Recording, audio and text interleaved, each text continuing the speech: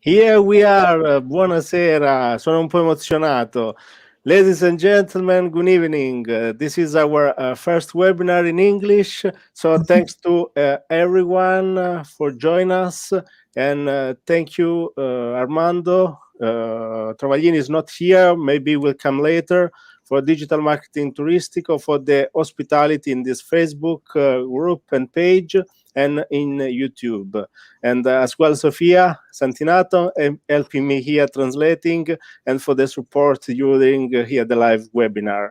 But special thanks goes to Laura Ries, our special guest today. She's like a legend for us in Italy, you know, and will surely give us a lot of enthusiasm in this moment of big uncertainty for tourism, so in Italy and worldwide. And this is my brief introduction on today's subject. We will talk about positioning. So positioning is a matter of sticking a word into the customer's mind. And Laura Ries takes this concept one step further. So the best way to establish a position is not through words, is with a visual hammer that nails your verbal position into the consumer's mind. So we will talk about the power of visual for the position of your brand. We can just go deep in this fantastic opportunity to talk directly with Laura. So this is for me really an exciting opportunity to learn how we can diversify and create powerful brands using the visual hammer. Well, thank you so much. What a great introduction. And if you want to bring up my slides, I have some little bit of background if you're not familiar with visual hammer and how it can help your brand really drive that idea into the mind.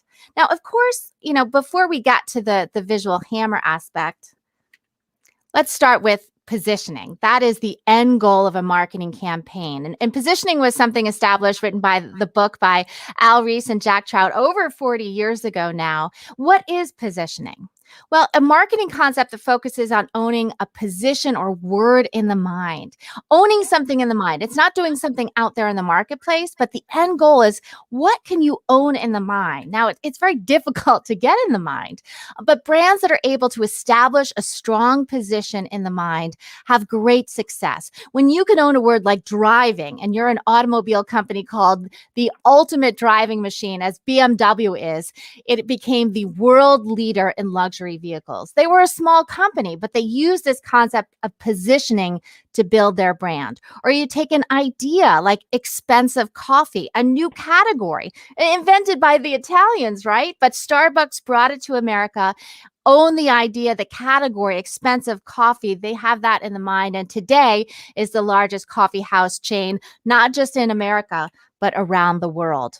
Or electric vehicles. That's the hottest category. That's the hottest word you can own in the mind right now. Who owns that word? You know it. It's Tesla. The first always has an opportunity to get in the mind. That's exactly what Elon Musk did with Tesla. And today it's the global leader in electric vehicles. And it also comes down to the idea of focus. Tesla is also the only company that's narrowly focused on electric only, which is a big part of positioning as well. Now, if you've read the original book, it was published in 1981. If you've read it, if you remember it, there is something very, very important missing from that book. What's missing? It talks all about words and slogans. It never talks actually about visuals and the roles that visuals play in a positioning and marketing campaign. And over the years since then, and I've been working with Al now over 25 years, we've come to really emphasize and understand the role that visuals play in the positioning process. Because what is true in the mind is that visuals are actually more powerful than words. And they are very effective at actually driving those words in the mind, which is how we came to write the book Visual Hammer, about understanding the role that visuals play in driving ideas into the mind. It's their emotional power, their intense memorability and attraction that works incredibly well. Yet the reality is that most people live in a world dominated by words. Marketing speeches and plans and text, everything is word based, not visual based. But it's important to always remember that the best way into the mind, and that's the end goal, that's the hardest thing to do in the world, is not with words. It's not with words, it's with visuals. If you can have a visual that can drive the verbal idea, not just any visual, mind you, but something that drives significantly that idea inside your head. Now, if you look inside the brain, it's really important to understand that while you have one mind, you have two brains, and they have very different functions. You have a left brain and a right brain, and they both handle and operate quite differently. The left brain handles sounds, so, what you hear and eventually, what you read, and the right brain handles visuals. And that's the, visual emotional side of your brain that sees the big picture and the creative side of your brain.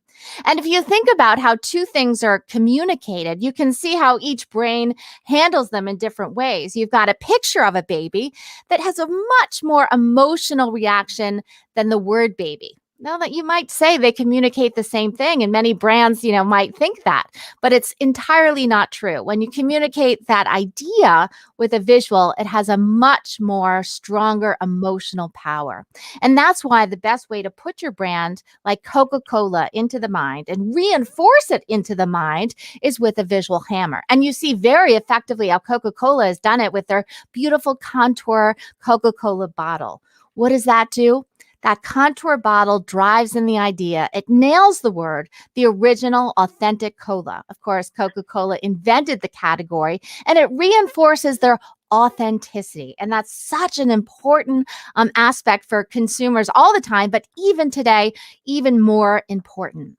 And then when you have that visual, being able to put it across many things, words can get repetitive, but for some reason, visuals across and repeating often and often, people are fine with. And you can see how Coca-Cola uses that beautiful bottle on things like cans and cups, since most people don't drink Coke in bottles anymore. Of course, they also use it on their advertising, on their delivery trucks, just about everything. And for 18 years in a row, Coca-Cola was the world's most valuable brand. Now, today, they don't necessarily face a branding crisis. It's more of a category crisis with people trying to drink less sugar. But the brand itself, in terms of what it stands for, is incredibly strong.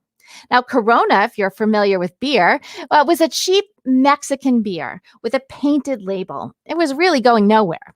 And the American importers had a better idea of what to do with Corona. Instead of, trying to reposition it in Mexico, they brought it into America, and they encouraged Mexican restaurants to serve it as an authentic Mexican beer. And most importantly, they stuck a lime on top of the bottle. It was different. And it also communicated an idea that it was a Mexican beer. You see, Mexico is the country of limes. Up in America, we have everything with lemons. We drink lemonade. So that lime really was very significant in communicating the Mexican heritage of the idea of the brand. Now, Corona is today the largest selling imported beer in America and one of the world's most valuable brands. A pretty amazing turnaround. They stuck a lime in it. Years ago, and for cigarettes, there were 5 strong brands in America. Now, again, how do you compete in a crowded marketplace? Most people try to appeal to everybody, and that's what most cigarette brands did. They were unisex, appealing to men and women. Except for Marlboro. They did the opposite. They narrowed the focus. Now, that's a good way to find a position by narrowing the focus. It's also a good way to find a visual hammer. Now, when they focused on men only, they said, we want to be a man's man. And what better signifies and visualizes that than a cowboy, the American cowboy, to signify the manliness of the Marlboro brand. Very, very effective visual hammer, and singularity used for decades to communicate that brand message. And today, the world's best-selling cigarette, far ahead of number 2 Winston and number 3 Mild 7. Again, visuals dominate words. You can see when you use them together which one is more powerful. Which one do you believe? Do you believe that Julie Roberts is an ugly woman? Of course not. When you look at that, you think, my goodness, somebody wrote the wrong words. They assume that the picture is right and the words are wrong. That shows you the importance of the visual. No one thinks that, hey, they put the wrong picture with that headline. Or think about our stoplights. They very effectively use this idea of visuals. We have green for go, yellow for slow down, and red for stop. And without thinking, you brake. If you had to have time to think, there'd be way, way more accidents. I mean, think about if they used words, if they took a verbal approach. You think that would be helpful? Do you think there would be fewer accidents? I doubt it. If they just said go, caution, and stop, it just wouldn't work as well. So why not give your brand the advantage of using visuals and avoid less accidents on the highway? A trademark is not a visual hammer. Now, every brand has a trademark. Most brands have them, but they don't communicate anything. People spend a lot of time on fonts, and while they're fun to play with, they're not the same as a visual hammer that clearly and emotionally communicates an idea, that the power and focus of your brand that can drive it into the mind. Now, when thinking about visual hammers, there's many ways to go. And that's why in the book we have 10 ways that you can think about finding a visual hammer for your brand. And I'm going to quickly go through these just to get you thinking and to show how the many different types of visual hammers there are out there, from name, color, product, package, action, founder, symbol, star, animal, and heritage. For example, name. Many names lend themselves to their visual hammer to reinforce each other. The visual hammer of this brand is the same as the visual. It's Target, one of our big retailers here in America. They compete, of course, against Walmart. Now, Walmart has a visual, but it's not a visual hammer. It doesn't communicate anything, and it doesn't own anything. It's not instantly recognizable the way the Target brand is. And of course, Target focuses on what we call cheap chic. They're a little more design oriented than Walmart. They also make more money than Walmart. Other brand hammers, of course, we all know Apple. And then, of course, there's Shell Oil, Apple and Shell, using their name, becoming that visual hammer for the brand. And of course, for many of these brands, when you talk about being out in the retail world, having that street visibility and simplicity is incredibly important. Here's a Shell station in Moscow. It doesn't even actually have the words on it. Important for a global brand. I mean, you can get away with just showing the visual and not even saying the name because people instantly know what it is. Or, of course, here's the iconic Apple store in New York City with just a big, bright, white, shining apple. Another brand that uses a visual hammer that doesn't necessarily actually connect to what they do, but it's very striking and very different. And that, of course, is Red Hat, another brand name visual hammer. They pioneered something called open source software. Our code is open. And they were the opposite of the closed system. They were the open system with the Red Hat. Of course, Red Hat has been an enormous success. In 2018, $3.4 billion in revenues. They were sold or bought by IBM for $34 billion. Pretty amazing. Another category that we see growing, again, that new idea, a new category when you have a new name that lends itself to a visual hammer like White Claw. These are hard seltzer waters that are been the rave the past couple of years. And White Claw was the first and is also the leading hard seltzer brand. 58% market share. And a great slogan along with it, there ain't no laws when you're drinking the claws. Again, hard to forget and hard to not see that in the store. Number 2 is color.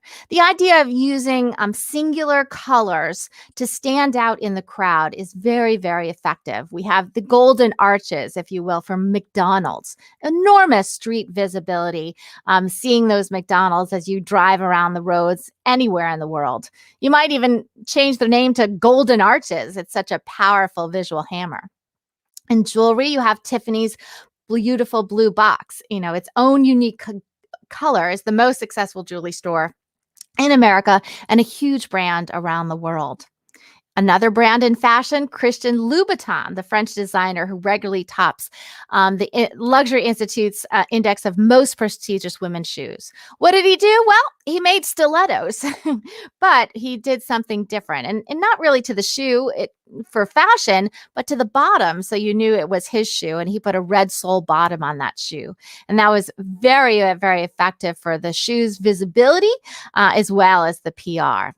Again, when thinking about brands, of course, many colors are more attractive, you could say, but one color is more memorable. And that's what we're trying to do with a brand. We want to drive it into the mind and make it memorable. And when Apple switched from the multicolor to the single color, you can see how more effective it was in becoming more memorable and more visible out there on the marketplace. Flags are really, visual hammers for your country, right? You're trying to promote your brand of your country. And most of them are multicolored, and most of them are not recognizable. I mean, most people can't recognize most of these flags. Of course, you probably all know Italy, but how about the other ones? They're so close and you get easily confused. Whereas if you think about the exceptions, those countries that use single colors, they're much more memorable. They're much more easy to recognize, right? China, Israel, and Japan clearly stand out from the rest. And that's what you want to do with your brand. You need to stand out and differentiate. And you can do that with a visual color. Number 3 is product. Sometimes there's a visualization within the product itself that you can make it stand out. For Rolex, it's that, Rolex watch band that helped Rolex become the #1 luxury watch. Of course, it was also Rolex's price tag. The most connected word to the Rolex brand, expensive. High price can be a benefit. Now, everyone copied Rolex, and that is also the fear of you become a leader that everyone will copy you. But that's okay. As long as you've built your brand in the mind, everyone else is going to be perceived as the imitation. It just doesn't matter. Because Rolex was first, they built their brand in the mind. Everything else is seen as a fake. Or you probably know this brand, the Geox athletic shoes. Now, they have a great advantage. They are really healthier and more comfortable, the most comfortable shoes you can wear. And that's a claim that many companies and products make about how great or terrific they are. But what if you can visualize it? If you have a difference, and they do, that can be visualized in a really dramatic way. And of course, that's the poof of steam coming out of those tiny micro holes in the bottom of the shoe. Now, is this exactly how your foot looks? I don't think so, but you're allowed some exaggeration, particularly in visuals, so that people understand, and they love this idea. The shoe that breathes. Number 4 is package. And we have here Palm Wonderful. It's pomegranate juice, all the rage of a healthy superfruit. And the package itself was unusual to stand out and communicate the difference of this brand, the leading pomegranate juice, pioneering the category itself with wonderful publicity about the power of pomegranate, and then using that bottle itself to communicate that, the antioxidant superpower, and they give the bottle a little cape. Really great. Or how about the Stella Artois chalice? It's not just a glass, it's a chalice. And they built this, basically the Budweiser of Belgium into this high-class beer, particularly in America and other places around the world, by using this very special and distinctive glass to sell it. And of course, they feature it in all of their advertising. Another one that uses the bottle is the Absolute bottle, right? That's been around forever. They were very first to use a different kind of bottle, and that was the star of their campaign. Perrier did that with their bottle. And again, many bottles aren't used that often, but using that iconic imagery on the cans is a great way to leverage their visual hammer. Number 5 is action. Sometimes there's an exciting action associated with your brand. Here we have Tropicana, our leading orange juice, and they use the idea of the straw and the orange. Now listen, nobody can drink orange juice that way, but it's communicating the idea that this is not from concentrate orange juice. And today, they're the leader with 32% of the market. Number 6 is founder. We are a celebrity-driven world, and they are also the CEO of a company is an important spokesperson. And that founder himself or herself can be a great visual hammer for the brand now and even in the long term after they're gone. Today, we have the world's largest chicken chain is KFC, Kentucky Fried Chicken, and Colonel Sanders, a brand around the world, no translation necessary for the Colonel. He's seen here in Beijing. It's the largest fast food chain, a matter of fact, in China, with over 5,000 units in 800 cities. A better name, again, might be Colonel Sanders to reinforce and connect the visual hammer with the name of the chicken chain. Number 7 is symbol. Now, we all know this one. It's this Nike swoosh. In addition to being the leading brand, the Nike swoosh is recognized by almost everybody everywhere. It's also what we call a free visual hammer. The swoosh doesn't communicate out anything. It's a simple visual, but Nike had the advantage of being first in a new category of serious athletic shoe. And when you are first and a pioneer in that category, any visual, simple visual that you use will be associated as your visual hammer, the way Nike is or the way Mercedes is with the TriStar. The first energy drink, again, Red Bull, pioneer in a new category. Their visual hammer was that small 8.4-ounce can. It communicated the idea that it was a powerful drink, right? Had to be like a stick of dynamite in that small can. And again, what did the competition do? They all copied them. They all came out with a 8.4-ounce can. They thought they had to be for the category. But that's not how the way you compete with Red Bull. You compete with Red Bull by doing the opposite. And that's what Monster did. They came out with a large 16-ounce can. Now, is 16 ounces better? I don't know, but it was different. And as well, they used a name and a visual that reinforced the difference, that large Monster size can for Monster size energy and Monster size sales. Today, they are a strong number 2 brand to Red Bull. The Monster Claws, very, very effective. It communicates the larger size. Now look about the competition between Google and iPhone. Google launched Android, second brand, great visual, the idea Android. And today, Android dominates, as a matter of fact. Even though iPhone was first, Android dominates with 75% of mobile OS. Pretty amazing. Now, do you have a teenager? I have 2 teenagers. And if you know anything about teenagers, these brands will probably look familiar. How about Instagram, photo sharing? It was bought for $1 billion when they only had 13 employees by Facebook. Instagram was the first photo sharing. And today we have another brand, Snapchat. And they very effectively use that ghost for why? Disappearing messages. So mom and dad can't see what you're sending, right? Snapchat. Or of course, the latest craze for the kids is TikTok. And what was their focus? Well, it was short mobile vertical videos. First with lip syncing to songs and now all sorts of videos. But that narrow focus, TikTok with the name and visual, very, very effective branding. Number 8 is star. Now, sure, you can absolutely hire or, bring on a star to your team to become the visual hammer for the brand. There have been many famous successes of this. Here's Michael Jordan, a guy that hasn't played in a long time, but we all know him, and we all recognize his very striking visual hammer of Michael Jordan dunking. He and Nike and the Michael Jordan, Air Jordan brand account for 80% of the basketball shoe market. It has been an amazing partnership and new brand. Of course, Tiger Woods wasn't only the golf king, he was also the endorser king. He was one of the greatest ever and made a fortune also in brand endorsements. Of course, with celebrities, they are people. And the problem with people is sometimes they stop winning, like Tiger, or they get into other kinds of trouble, even worse, right? Tiger had a bit of a breakdown of his marriage and hitting a tree. And unfortunately, recently, just another car accident. It's just terribly, terribly sad. And as a result, Tiger quickly got dumped when that the earlier scandal happened. All the major brands quickly dumped him, from Gillette, Accenture, AT&T, and Gatorade. Big brands typically don't want to be involved with any kind of scandal.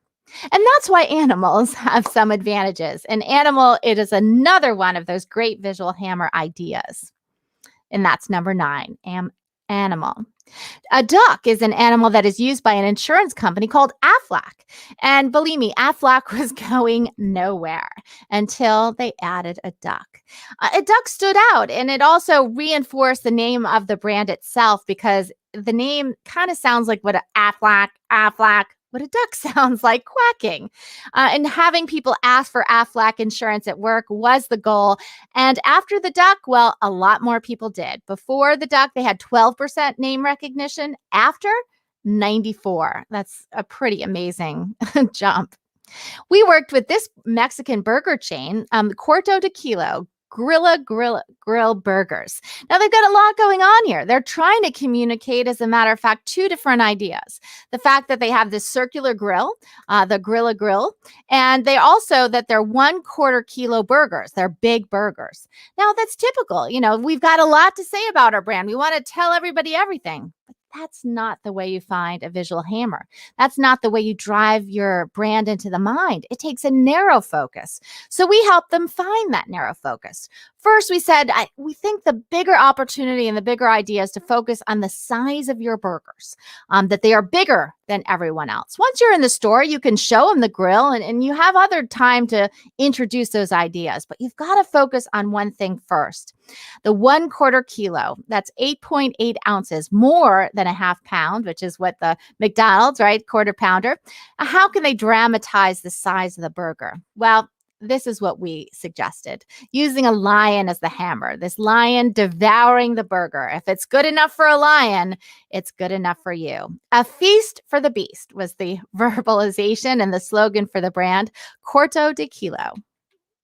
The strategy is so successful, they're planning to launch the brand in America and are doing just terrific.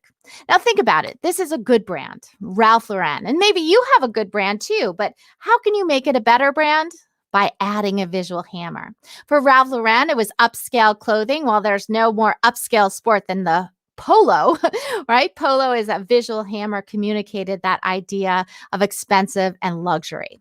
Number 10, and the last one before I get to your questions to hear from you, is heritage. Something, if you can use a visualization to represent and talk about your heritage, your authenticity. Think about the way Budweiser beer does and the Clydesdales. That was how they brought beer to cities.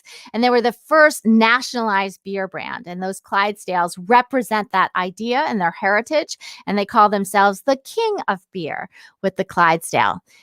Budweiser was the leader for 25 years until they line extended. A major mistake. Bud Light is killing the brand Budweiser. And how is the king of beer now watered down? And what do you do with the Clydesdales?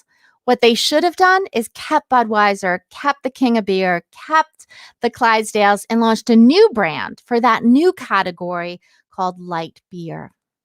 Now, in the 21st century, brands need both. They need to own a word in the mind. They need to use the principles of positioning. But we all know, I think after today, that the best way to drive that idea in the mind is by using a visual hammer that has the emotional power behind it.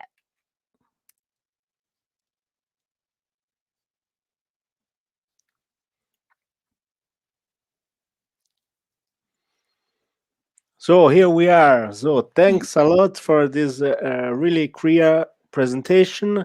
At the same time, Armando just joined us. Right now he's in the backstage, maybe he's doing something. And I think Sofia have some question. I have just one about the Corona. Here in Italy, we drink it as well with salt. And Leo Cascio write us as well. Yeah. I don't know if you use it as well in America, but here Corona is really famous with salt as well. Yeah, no, You think the salt, yeah, the salt and the lime, that goes. yeah, But again, the lime is so much more powerful a visual. It's hard to see yeah, salt. yeah, But yeah, yeah, that goes along with the whole mystique of the brand, and it's just truly amazing to see how it has grown around the world from really a very small beer brand in Mexico, to being served in Italy. We've seen it in China, in India, all over the world. yes. Okay. So Laura, thanks first of all for your inspiring presentation. I took some notes and I have two questions. So Yeah. two questions came to my mind. The first is about emotions. So We just lose Sofia. of visuals as well. We just lose you, Sofia, for like Yeah, just a second. 3-4 Oh, there's seconds. Armando. Here's Armando. Yeah. Yeah, keep going. I'll see if I can catch up. Yeah, Okay. And so, as you said, the right side of the brain is the side that handles emotions and visuals. Yes. So my question is, powerful and strong visual hammers are linked with what kind of emotions in particular? And I'm not sure we can define trust as an emotion, but do you think that powerful brands have something to do with trust, and also visual hammers that are powerful have something to do with trust? Well, trust is an interesting word. It's not necessarily one that I think any one brand owns, but I think brands and individual categories can own that. And really, what it comes down to is knowing, feeling like you know the brand.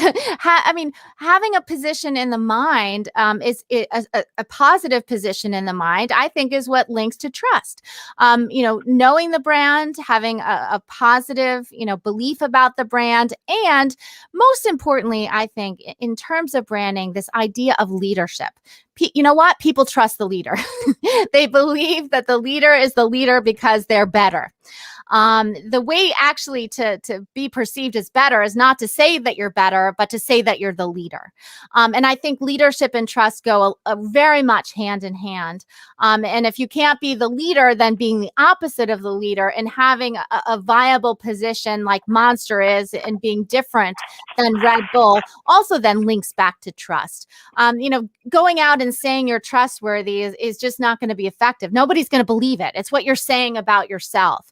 And that's, again, where the CEO and the spokesperson and the media come into play, because it's the third party endorsement. We wrote a book about the fall of advertising and the rise of PR, because the PR is what drives the idea and the believability, the credibility, the trust. And trusting the CEO and seeing them talk and believing them and having them be credible spokespersons is incredibly important. You can't get away without that these days. Yeah. Thank you. Yeah. And look, Armando. Yeah. He's showing off now.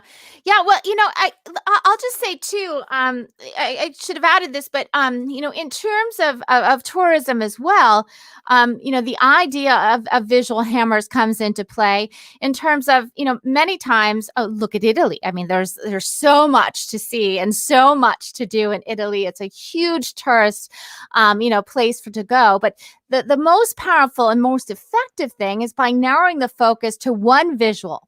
If you think about the popular cities of Italy, I mean, Rome is the Colosseum. Now, is that the only thing to do in Rome?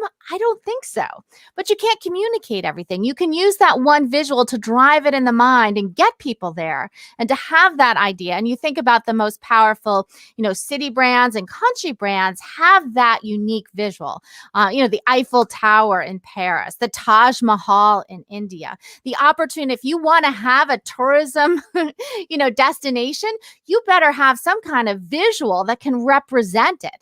And you think about others like Sydney and the Opera House. They built that Opera House, or Bilbao in Spain with that crazy, museum. Those were then opportunities, that didn't come from ancient times, but that were built more recently. So, but having that one distinct visual that represents it is incredibly a huge opportunity that shouldn't be forgotten. Thank you. And our audience is mainly composed by people working in the hospitality industry. So talking about hospitality, what kind of brands do you think have powerful visual hammers?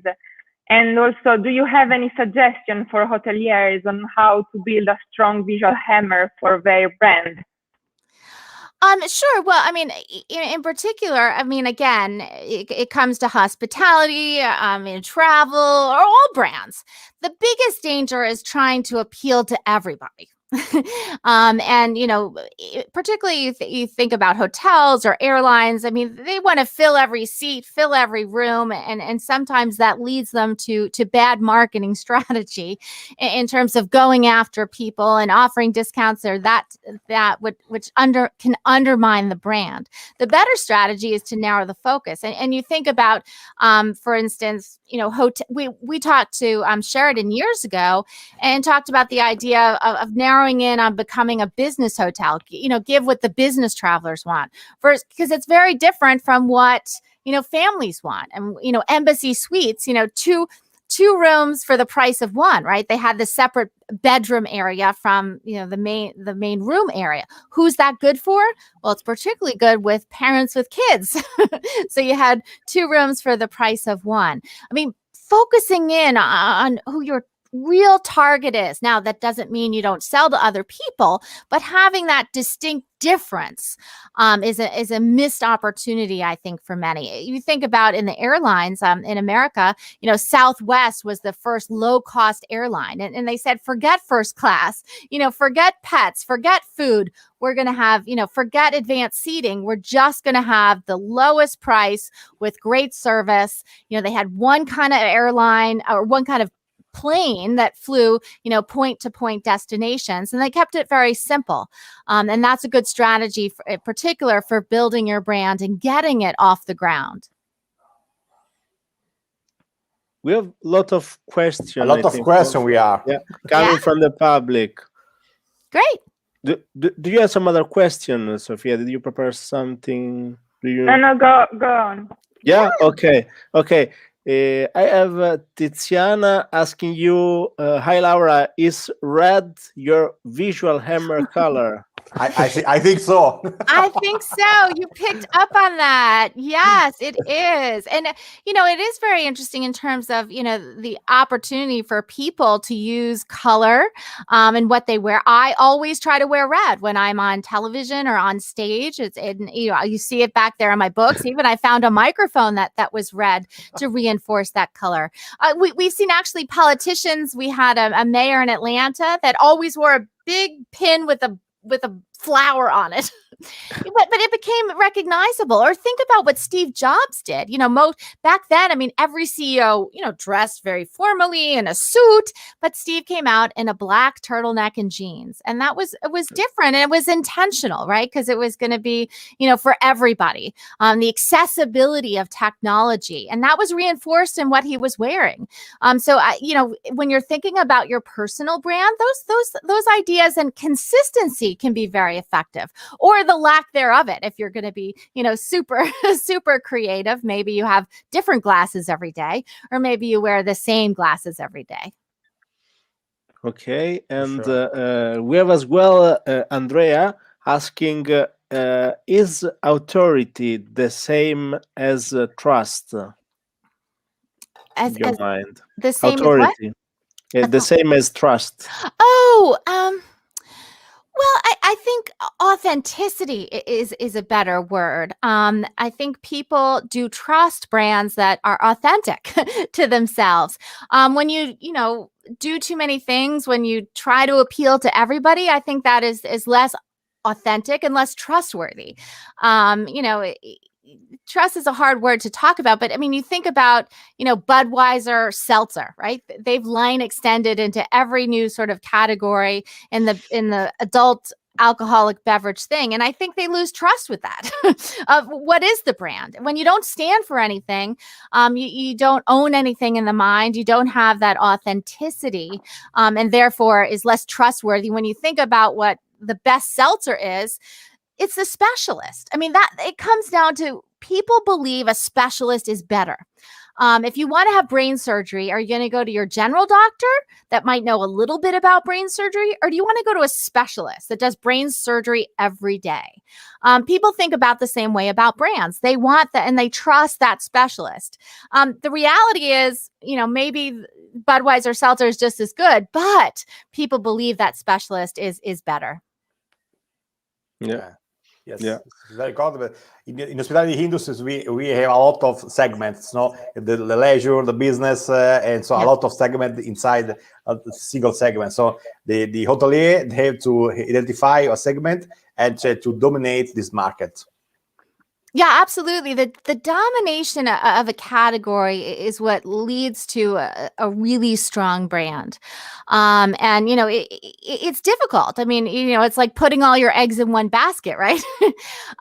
Particularly, in the economy of this time, it can seem a little scary, but if you have that brand that stands for something, that will go a long way to your future success because you have something. You have that, peace of the mind that you can then leverage and communicate with people about. Yeah, we have another question about it from Marta, and she asks us, can you make 3 brands that comes to your mind speaking of hospitality? Hilton, the first one. Marriott. Marriott and Sheraton. Well, yeah. Well, of course, Marriott has collected a lot of brands and consolidated, if you will, in terms of the point system, right? And that was beneficial. But I think first and foremost, you think about the experience of something like Disney, right? With their hotels and theme parks built together for, a certain age of kids, right? And we worked with them many years ago, and it was like, if you've got kids between 5, you've got a 10-year period between when they're like 5 and 15. It's like Disney's like Mecca. I mean, you as a parent, you have to go there. And then they have that sweet spot and building that experience around them versus, the opposite of, if you are on business, you don't want to see a kid, you want to be away from the kiddie pool and the craziness of all those things. So, what's interesting about what we do in terms of branding is that we're not experts in any one area, but we can apply the principles to really any category. You can see the power of leadership with Marriott. The power of them is that they are the leader. And so you have that, faith and trust in staying with them versus another place. Now, the other opportunity is to do the opposite and have a very specific, unique experience that you don't get in those cookie cutter hotels. And listen, that's where you have the Airbnbs of the world. That's a new category, not staying in a hotel, but renting a home from somebody for a more individualized opportunity. The really is always the big ideas are in those new categories and a new brand that can represent them. Okay, we have Leo Cascio saying, I think he's talking about the red, the color. And he says not to use if you are a scary person, but it's not your case.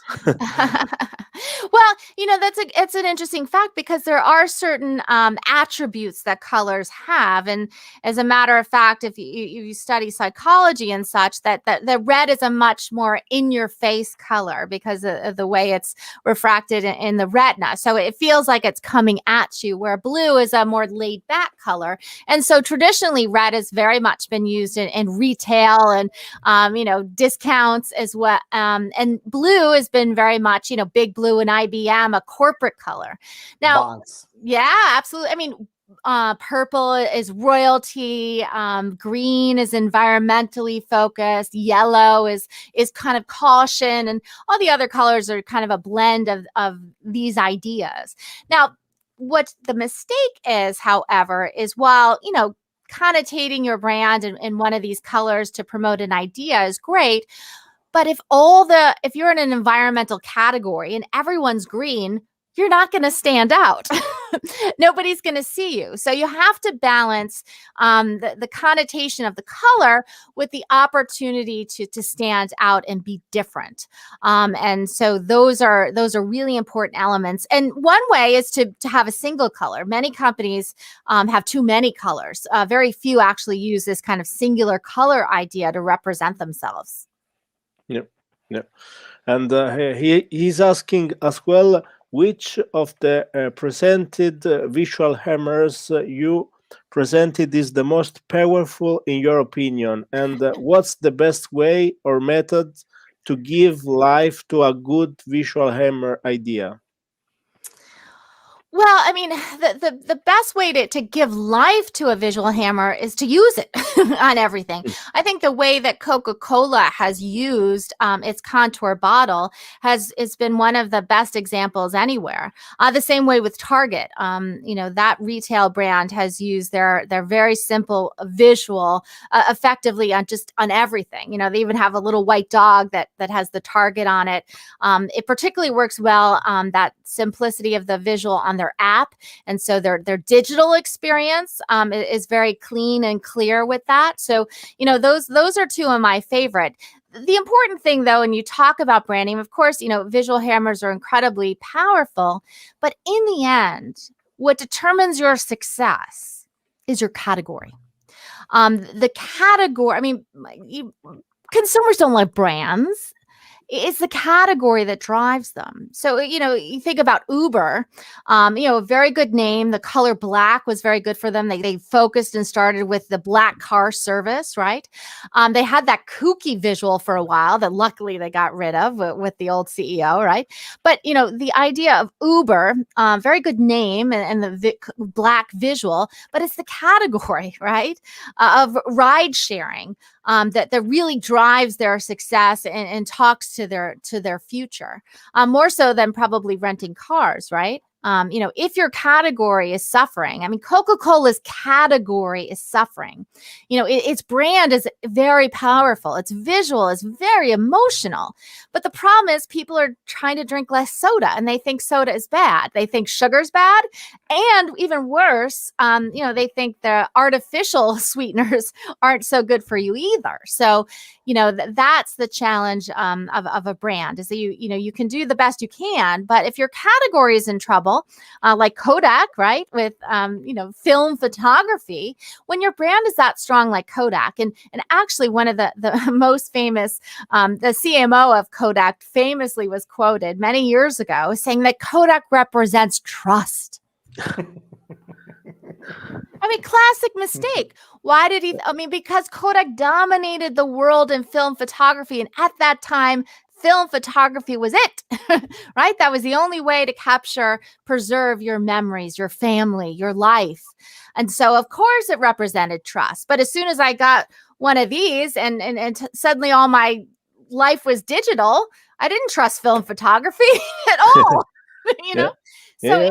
it wasn't the brand they trusted, right? It's a way, it was the category and their leadership in that category. And as that category became, basically gone out of business, so did that brand. And the brand, as a matter of fact, went bankrupt. Even more interesting, and one mistake people make is they think, well, Kodak didn't build it. They should have just built a digital camera.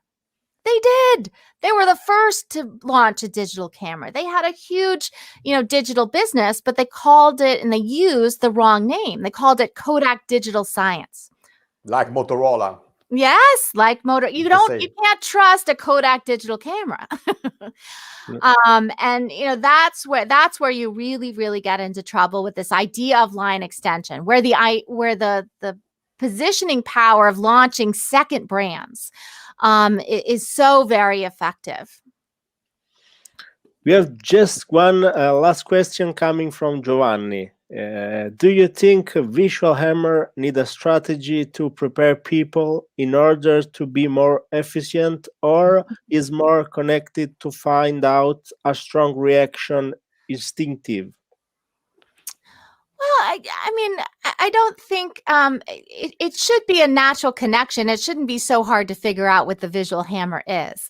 If you know this story, I mean, everyone, the FedEx logo, and everyone says there's a secret arrow in it, and that's subconsciously, going forward, or if it's that hard to see the visual in there, it's not going to be effective. It has to be, super simple, super clear, and super connected to your focus as it is. So, going, and being kind of obtuse about it is not going to be very helpful. For Amazon, again, brands, that start very narrowly. Today, Amazon's into everything, but that's not how the way they built their brand. They built it by narrow focus. They used Amazon, which is the world's biggest river, to represent the world's largest online bookstore. But not only that, they focused on the best sellers at a discounted price. And that was a very small idea that built the brand here. And then over time, they expanded as the internet exploded. Again, the category. They benefited from the category exploded and making some very good strategic moves that were very simple and very clear, like, the Prime shipping, getting things free shipping and 2-day delivery. Yeah. And what's your idea about visual hotels? We can say hotels that can use visual in Italy. You said already something, no, about the city where they are and something like that. And here in Italy, they are all individuals. A lot of really. Not like Hilton, Marriott, and independent. That's independent. why, independent. Well, I mean, you can think about, and in America, we've lost most of those independent type hotels to the big companies, and but you think back, and many great independent hotels had some sort of visual uniqueness. I can't remember the name of the hotel, but they would have these little ducks that would parade. I think it was the Peabody, and they would parade out every day. Or there was one hotel in the Caribbean that had a dolphin bar, and so they had a pool built, and you could sit at the bar with some glass and see this dolphin that would swim around and enjoy. I mean, that unique visual different experience that can only be at that hotel, or some visual architecture of the hotel. There's a place in the Bahamas, the Atlantis, that has a very unique shape to that hotel that is instantly recognizable. So thinking about small little things that you can do within your hotel that can differentiate it. Now, the idea of maybe other people will copy it, but if you are first and you get into the mind, that is the effective way of building that brand and having it be memorable. And thinking, of course, the name, the color, all of those things can, really help you stand out so that people can recognize you and remember you, and then, of course, come back and stay with you over and over. Oh, one more thing I will say is that one mistake, companies can make is servicing their customers. Sometimes you have to let them go. Think about you have to let them grow out of your brand. For example, you can think about what happened to the Saturn car company. Saturn was an entry-level, small, affordable, reliable car. It was a new car brand by General Motors. And Saturn was one of the most successful car launches ever. I mean, they had a homecoming where, hundreds of thousands of people visited the plant. But over time, people made more money. They had families. They wanted bigger cars, sportier cars, SUVs. And so what did Saturn try to expand with their customer? And today the car brand's out of business. It didn't stand for anything. So sometimes, getting new customers by maintaining your focus. If you're a hotel for little kids, all right, when the kids, 16 say you can't come back anymore, we're just for little kids, or we're just for adults, and you can't bring your kids. Sometimes the best advice for any company and any brand is having the courage to say no. That doesn't go with our brand. We're not going there. That's going to change our experience of what we want to be. And we're not going to try to appeal to everybody, because in the end, that leads to appealing to nobody. Wow.